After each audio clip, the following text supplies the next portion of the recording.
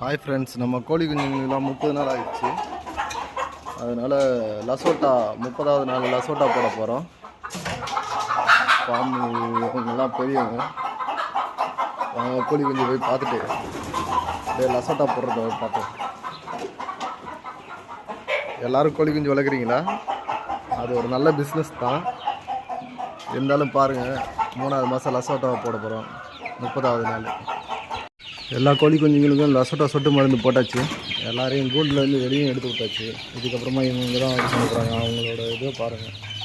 ஒவ்வொரு கோழியும் எப்படி இடம் அதிகமாக இருக்கிறதுனால ஃப்ரீயாக விளையாடுதுங்க பாருங்கள்.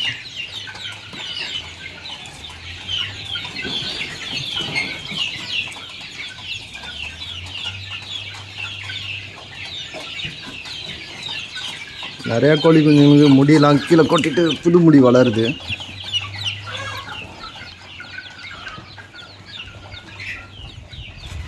சண்டை போடுறாங்க.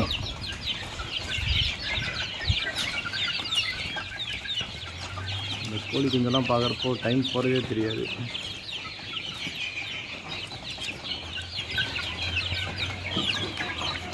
வர 2 கோழி சண்டை போடுது. ஓ, இப்போவே இப்படி சண்டை போட்டுக்கிடுது. இன்னும் வளர்ந்ததுன்னா நான் எப்படி சமாளிக்க போகிறேன்னு தெரில.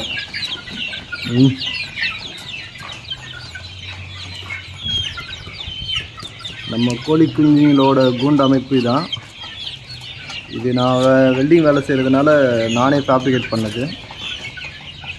ஃபேப்ரிகேட் பண்ணி இப்போ தான் ஒரு 200 செட்டு கீழே இறக்கியிருக்கோம். இன்னும் ஒரு 1.5 மாதத்துல இவங்களை அடுத்த ஸ்டேஜுக்கு கீழே இறக்கிட்டு அதுக்கப்புறமா புதுசாக ஒரு குரூப்பை இறக்கி விடுவோம். அவங்கள பற்றி அப்புறமா சொல்கிறேன். இதெல்லாம் முடி கொட்டிட்டு மறுபடியும் வளருது. அது இல்லாமல் ஒவ்வொரு கோழி குஞ்சுங்க முடி கொத்துறது. என்கிட்ட வந்ததில் ஒரு கோழி குஞ்சு வந்து கால் சுத்தமாக இதுவாகிடுச்சு. ஒரு இதில் மாட்டி அந்த மாட்டின கோழி குஞ்சு கூட நாங்கள் தனியாக விட்டு காப்பாற்றிட்டோம். ஓடுது பாருங்கள். அதால் அந்த காலை வந்து சரியாக நடக்க முடியாது.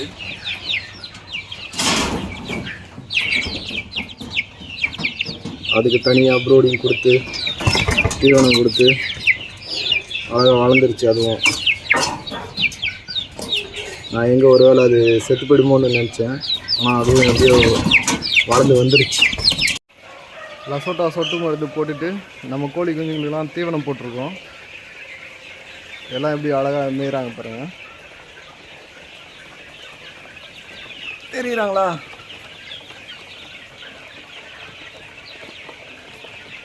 அந்த பைப்பில் 2 பாதியாக கட் பண்ணி அதில் நம்ம தீவனம் போடுறப்போ அந்த லைனாக பிரின்சிபலாக மேய்வாங்க. அதையே நம்ம இந்த மாதிரி ட்ரேயில் போட்டோன்னா கண்ணா பின்னான்னு தான் மேயும்.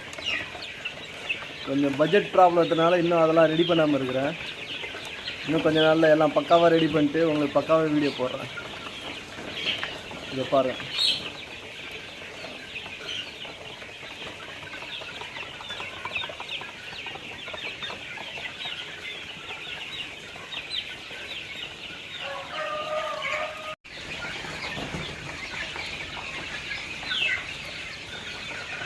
அவங்களாம் இன்னும் இதுவாகலை, பசி எடுக்கலை போல்.